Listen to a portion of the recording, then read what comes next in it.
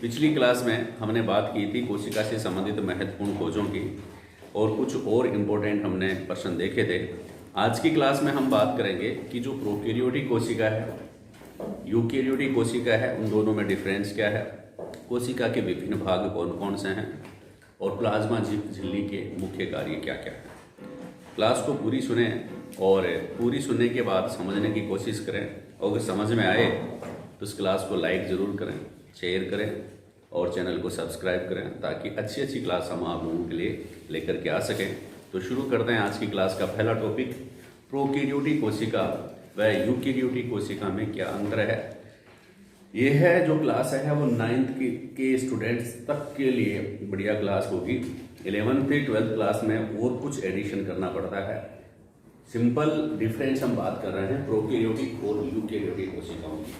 पहला मुख्य अंतर यह है कि इनकी साइज जो होती है ना, प्रोकैरियोटिक कोशिका जो होती है वो बहुत छोटी छोटी कोशिकाएं होती हैं। We can't see with naked eyes, हम उनको नग्न आंखों से नहीं देख सकते हैं। बहुत छोटी छोटी ये कोशिकाएं होती हैं, ठीक है। तो इनका आकार जो होता है कितना होता है, 1 से 10 माइक्रोमीटर। जो प्रोकैरियोटिक कोशिका जो होती है उनका आकार बहुत छोटा होता है, 1 से 10 माइक्रोमीटर होता है। और आपको पता है कि 1 माइक्रोमीटर बराबर 10 की घात -6 मीटर होता है। तो बहुत छोटी ये कोशिकाएं होती हैं, ठीक है, बहुत छोटी छोटी कोशिकाएं होती हैं पहला। जबकि यूकैरियोटिक कोशिका जो होती है, जैसे पादप कोशिका है, जंतु कोशिका है, जो उनमें यूकैरियोटिक कोशिकाएं जो होती हैं जिनमें सुस्पष्ट केंद्रक पाया जाता है, उनकी जो आकार है ना वो कुछ बड़ा होता है उनसे, ठीक है ना। कितना होता है भाई उनका आकार, 5 से 100 माइक्रोमीटर तक होता है। आगे बात समझ में, तो पहला डिफरेंस उनके आकार से संबंधित। दूसरी क्या खास बात है, इनमें जो केंद्रक है, पहले की क्लास में मैं बता चुका हूं, इनमें जो केंद्रक है वह अस्पष्ट होता है। अस्पष्ट का मतलब है कि केंद्रक के चारों तरफ, ध्यान से सुनेंगे सब, पूछ लेंगे कल की क्लास में, हम पूछेंगे आप लोगों से। केंद्रक के चारों तरफ केंद्रक झिल्ली प्रोकैरियोटिक कोशिकाओं में नहीं पाई जाती है। प्रोकैरियोटिक कोशिकाओं में केंद्रक के चारों तरफ केंद्रक झिल्ली नहीं पाई जाती है, एब्सेंट होती है। आगे बात समझ में, इसलिए केंद्रक के अंदर का जो पदार्थ है क्या पाया जाता है, केंद्रक में गुणसूत्र पाए जाते हैं। क्या पाए जाते हैं, गुणसूत्र पाए जाते हैं। वो कोशिका द्रव्य में ही बिखरे रहते हैं, ठीक है, समझ गए। और इनमें केंद्र के चारों तरफ स्पष्ट केंद्रक झिल्ली पाई जाती है। स्पष्ट केंद्रक झिल्ली में केंद्रक के चारों तरफ पाई जाती है। केंद्र के चारों तरफ स्पष्ट केंद्रक झिल्ली पाई जाती है। और इनमें जो गुणसूत्र है वो केवल एक गुणसूत्र पाया जाता है। सर बाद में दे देंगे इनको, अभी रहने दो। इनमें केवल एक गुणसूत्र पाया जाता है। प्रोकैरियोटिक कोशिका जो होती है ना, उनमें कितने गुणसूत्र पाए जाते हैं, सिर्फ एक गुणसूत्र पाया जाता है। आप लोगों से पूछे जीवाणु में कितने गुणसूत्र पाया जाता है, एक गुणसूत्र पाया जाता है। आप लोगों से पूछे नीलहरित शैवालों में कितने गुणसूत्र पाए जाते हैं, एक गुणसूत्र पाया जाता है। आप लोगों से पूछे माइकोप्लाज्मा में कितने गुणसूत्र पाए जाते हैं, एक पाया जाता है। क्योंकि इन सभी में किस प्रकार की कोशिका पाई जाती है, प्रोकैरियोटिक कोशिका पाई जाती है। किस प्रकार की कोशिका पाई जाती है, प्रोकैरियोटिक कोशिका पाई जाती है। तो जो प्रोकैरियोटिक कोशिका है उसमें केवल एक केंद्रक पाया जाता है, जबकि यूकैरियोटिक कोशिका जो होती है उनमें एक से अधिक केंद्रक पाए जाते हैं। जबकि यूकैरियोटिक कोशिकाओं में एक से अधिक केंद्रक पाए जाते हैं। जैसे आपको पता है मनुष्य में कितने गुणसूत्र पाए जाते हैं, मनुष्य में गुणसूत्रों की संख्या कितनी है, तो आप बताएंगे, आंसर है 46, 46 गुणसूत्र पाए जाते हैं। कितने गुणसूत्र पाए जाते हैं, 46 गुणसूत्र पाए जाते हैं। तो जो यूकैरियोटिक कोशिका है उनमें गुणसूत्रों की संख्या अधिक होती है, जबकि प्रोकैरियोटिक कोशिका जो है उनमें गुणसूत्रों की संख्या 1 होती है सिर्फ, ठीक है। इसके अलावा और क्या डिफरेंस है, जो मेजर डिफरेंस हम बात कर रहे हैं कि इनमें प्रोकैरियोटिक कोशिका में जो राइबोसोम ही एक ऐसे कोशिका अंग है जो प्रोकैरियोटिक कोशिका में पाए जाते हैं। वो भी किस प्रकार के, 70S प्रकार के राइबोसोम इसमें पाए जाते हैं। यूकैरियोटिक कोशिका में 70S प्रकार के या 70S प्रकार के राइबोसोम पाए जाते हैं। याद रखना, एकमात्र कोशिकांग जो प्रोकैरियोटिक कोशिकाओं में पाया जाता है वह है राइबोसोम। कौन सा है, राइबोसोम। और किस प्रकार का पाया जाता है, 70S प्रकार का राइबोसोम पाया जाता है। जाता है 70s प्रकार का। याद रखना, थोड़ा सा हाई लेवल का है। और यूकेरियोटिक कोशिकाओं में राइबोसोम भी पाए जाते हैं और अन्य कोशिकांग भी पाए जाते हैं, जैसे माइटोकॉन्ड्रिया है, हरित लवक है, अंतःपर्दवी जालिका है, लाइसोसोम है, गोल्जी कोय है, ये भी इसमें पाए जाते हैं। क्या कहना चाह रहे हैं अपन कि राइबोसोम जो है वह है प्रोकैरियोटिक कोशिका में पाए जाने वाला एकमात्र कोशिकांग है। राइबोसोम प्रोकैरियोटिक कोशिकाओं में पाए जाने वाला एकमात्र कोशिकांग है। और किस प्रकार का पाया जाता है? 70s प्रकार का। किस प्रकार का? कौन सी कोशिकाओं में पाया जाता है? प्रोकैरियोटिक कोशिकाओं में। कौन सी कोशिकाओं में? ठीक है। अब अन्य कोशिकांग जो हैं, अन्य कोशिकांग आपने नाम सुने होंगे, माइटोकॉन्ड्रिया है, हरित लवक है, ठीक है, गोल्जी कोय है, अंतःपर्दवी जालिका है, ठीक है, इंग्लिश में mitochondria, Golgi body, endoplasmic reticulum, ribosome, ठीक है, और chloroplast are absent in prokaryotic cells. Prokaryotic कोशिकाओं में ये सब कोशिकांग एब्सेंट होते हैं, जबकि यूकेरियोटिक कोशिका जो होती है उनमें ये सब पाए जाते हैं। अब थोड़ी सी हम चर्चा करेंगे कि कोशिका की संरचना क्या है। आप लोग फर्स्ट बार पढ़ रहे हैं तो आप लोगों को समझना जरूरी है कि कोशिका किस प्रकार की होती है, या अपना शरीर किस प्रकार की कोशिकाओं से बना है, पेड़ पौधों का शरीर किस प्रकार की कोशिकाओं से बना है, और वास्तव में वह कोशिकाएं होती क्या हैं, कैसी दिखती हैं। तो थोड़ा सा हम बात कर रहे हैं उन कोशिकाओं की।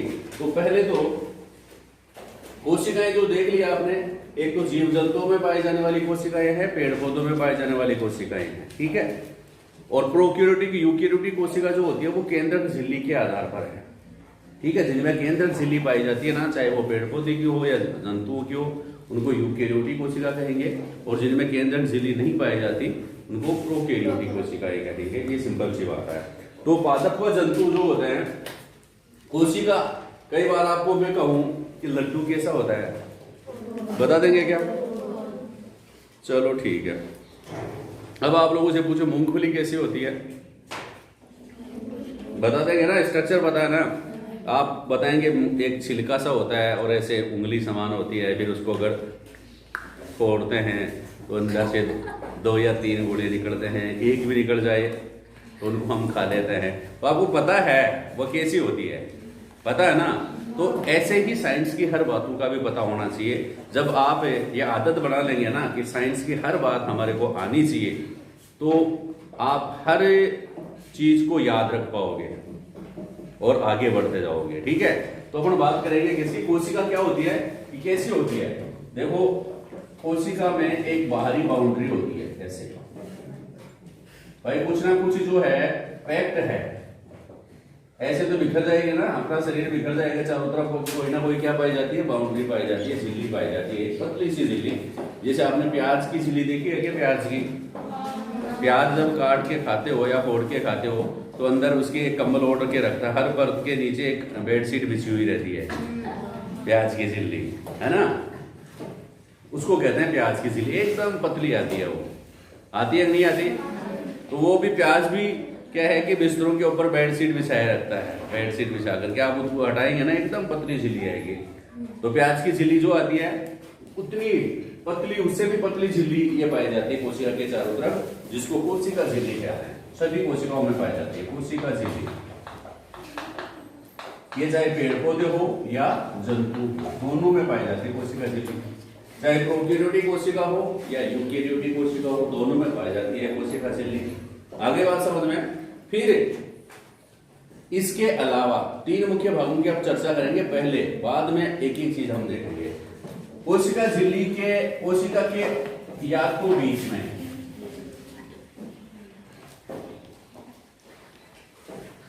ठीक है, या फिर कोशिका जो होती है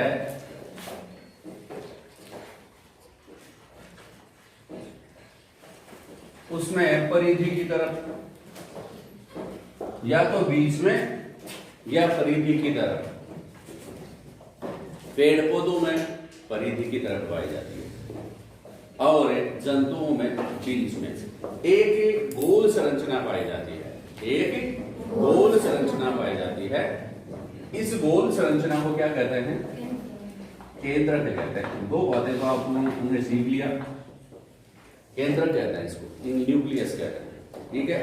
इसको सेल मेम्ब्रेन भी कहते हैं और प्लाज्मा मेम्ब्रेन भी कहते हैं।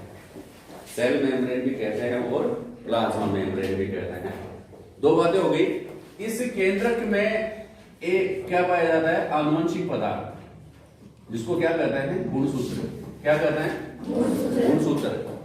जब कोशिका विभाजन करने वाली होता है ना, एक कोशिका से दो कोशिकाएं बनती है, तो ही गुणसूत्र तब ही दिखाई देंगे, वरना एक जालिका दिखाई देती है जिसको क्रोमेटिड जालिका कहता है। प्रोकैरियोटिक कोशिका जो होती है उसमें केंद्रक झिल्ली नहीं पाई जाती है, और यूकैरियोटिक कोशिका जो होती है उसमें केंद्रक झिल्ली पाई जाती है।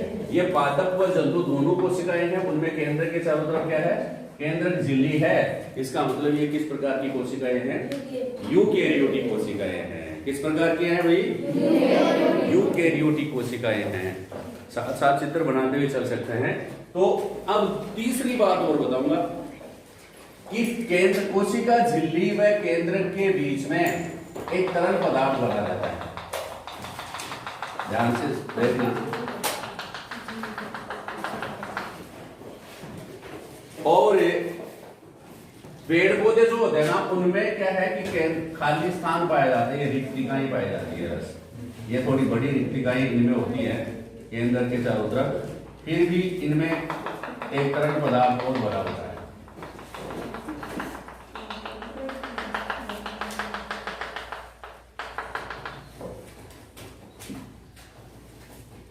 ठीक है, समझ गए ना। इस तरल पदार्थ को क्या कहते हैं भाई, कोशिका द्रव्य। क्या कहते हैं, कोशिका द्रव्य कहते हैं। क्या पाया जाता है इसमें, कोशिका द्रव्य पाया जाता है। इतनी सी बात सबको समझ में आ गई क्या, कोशिका द्रव्य, इसमें भी कोशिका द्रव्य पाया जाता है। अब एक और खास बात आप ध्यान में रखेंगे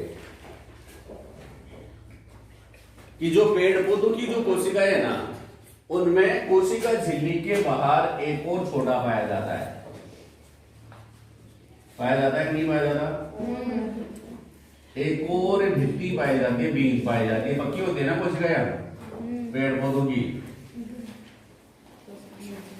और इसको कहते हैं, क्या कहते हैं, क्या कहते हैं भाई इसको, कोशिका भित्ति।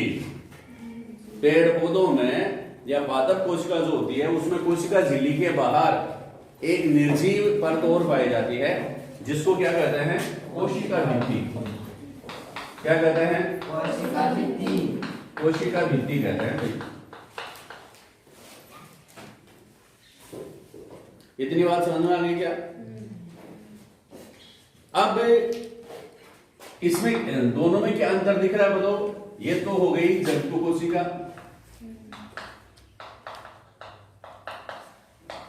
और ये क्या हो गई, पेड़ पौधों में पाई जाने वाली पादप कोशिका। तो मुख्य अंतर तो आपको मालूम पड़ गया होगा। मालूम पड़ गया क्या। एक तो क्या है, इसमें क्या चीज नहीं पाई जाती, कोशिका भित्ति नहीं पाई जाती है, ठीक है। दूसरी क्या खास बात है, बिल्कुल जंतु कोशिका जो होती है उसमें केंद्रक बीच में होता है, और इनमें केंद्रक, पादप कोशिका जो होती है उनमें केंद्रक परिधि की तरफ होता है। उनमें केंद्र कहां पर होता है भाई, परिधि की तरफ होता है। ये भी बातें समझ में आ गई। एक क्या खास बात है, इसके चारों तरफ रिक्तिकाएं नहीं दिखाई दे रही है आपको। अगर होती भी है ना तो बहुत छोटी छोटी रिक्तिकाएं होती हैं, लेकिन पादप कोशिका जो होती है या पेड़ पौधों की कोशिकाएं जो होती हैं उनमें क्या होता है, बड़ी बड़े खाली स्थान होते हैं, बड़ी बड़ी रिक्तिकाएं होती हैं। समझ गए ना। पादप कोशिकाओं में रिक्तिकाएं क्या होती हैं, बड़ी बड़ी होती हैं। आगे बात समझ में, और अंतर अपन बात करते हैं। देखो, प्लाज्मा झिल्ली व केंद्र के बीच, प्लाज्मा झिल्ली व केंद्र के बीच इसको जो कोशिका द्रव्य पाया जाता है उसमें अनेक छोटी छोटी संरचनाएं पाई जाती हैं। ये संरचनाएं जो होती हैं इलेक्ट्रॉन माइक्रोस्कोप के द्वारा ही दिखाई देती हैं। किसके द्वारा दिखाई देती हैं, इलेक्ट्रॉन माइक्रोस्कोप के द्वारा ही दिखाई देती हैं। इन छोटी छोटी संरचनाओं को हम क्या कहते हैं भाई, कोशिकाएं। ठीक है, क्या कहते हैं, कोशिकांग कहते हैं। समझ रहे हो?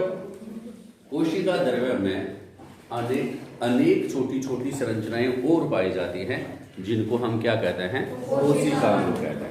जिन्हें क्या कहते हैं भाई? कोशिकांग कहते हैं। और ये कोशिकांग अपने को अपनी नेक आई से तो दिखाई देते नहीं है, ठीक है? किससे देखना पड़ेगा? इलेक्ट्रॉन माइक्रोस्कोप से ये दिखाई देंगी, ठीक है? इलेक्ट्रॉन माइक्रोस्कोप से दिखाई देखते हैं ना, तो इसमें कुछ तो सजीव संरचनाएं दिखती हैं। जो सजीव संरचनाएं दिखती हैं उनको तो कोशिकांग कहते हैं, और कुछ निर्जीव वस्तुएं भी इसमें पड़ी रहती हैं। और जो निर्जीव वस्तुएं पड़ी रहती हैं उनको हम क्या कहते हैं? मेटाप्लास्ट कहते हैं। क्या कहते हैं भाई? मेटाप्लास्ट। कोशिका द्रव्य में कुछ सजीव संरचनाएं होती हैं, उनको तो कहते हैं क्या? कोशिकांग कहते हैं। और कुछ निर्जीव संरचनाएं और पड़ी रहती हैं, निर्जीव पदार्थ और पड़े रहते हैं, उन निर्जीव पदार्थों को हम क्या कहते हैं? मेटाप्लास्ट कहते हैं। इतनी बात समझ में आ गई?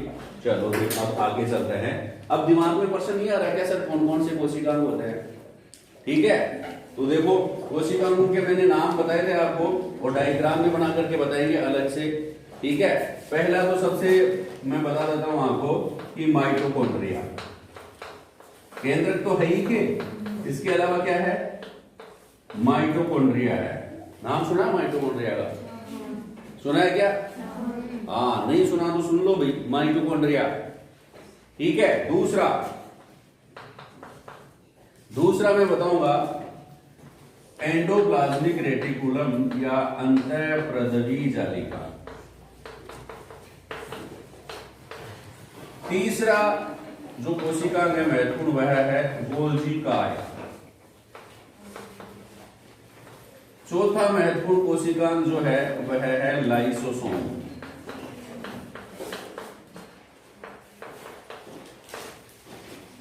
ठीक है? पांचवा महत्वपूर्ण कोशिकांग जो है वह है राइबोसोम।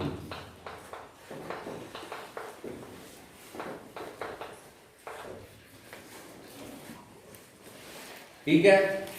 इसके अलावा सेंट्रोसोम वगैरह भी इसमें पाए जाते हैं, तारकाय वगैरह भी पाए जाते हैं। ठीक है?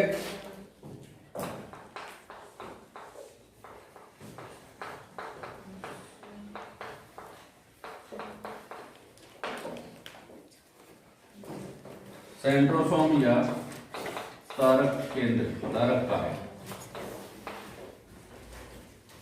ये तो जंतुओं में पाए जाने वाले कोशिकांग है, जंतु कोशिका में पाए जाने वाले कोशिकांग है। और पादप कोशिका जो होती है ना, उनमें ये कोशिकांग तो पाए जाते हैं, सेंट्रोसोम नहीं पाया जाता। ठीक है? इसके अलावा कौन सा पाया जाता है इनमें? हरित लवक, लवक और पाए जाते हैं इनमें। क्या पाए जाते हैं? लवक।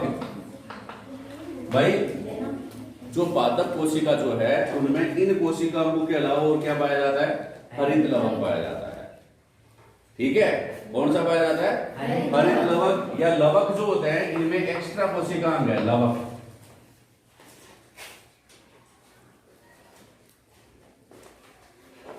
ठीक है भाई? कौन सा कोशिकांग केवल पादप कोशिका में पाया जाता है? हरित लवक।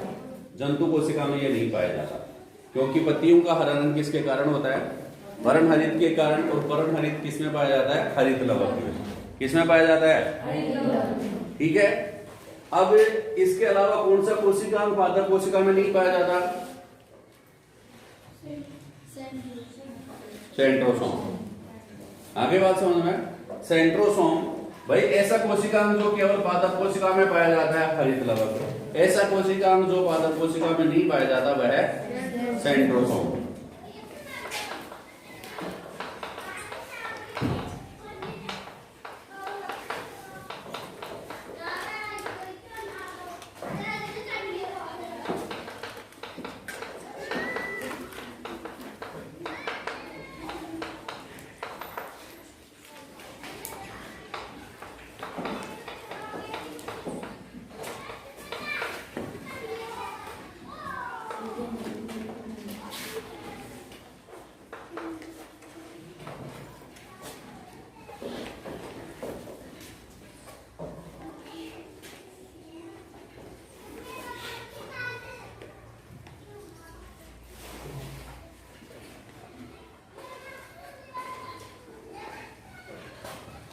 इतना याद हो गया क्या?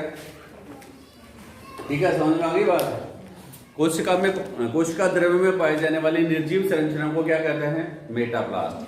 और कोशिकाओं में पाई जाने वाली जो सजीव संरचनाएं हैं, कोशिका द्रव्य में पाई जाने वाली सजीव संरचनाएं जो हैं उनको क्या कहते हैं? कोशिकांग कहते हैं। बेसिक बातें थी कोशिका से संबंधित है। अगली क्लास में हम बात करेंगे इन सभी कोशिकाओं के कार्यों के बारे में और कुछ अन्य महत्वपूर्ण बातें कोशिकाओं के बारे में। तो तब तक के लिए बढ़ते रहें, आगे बढ़ते रहें।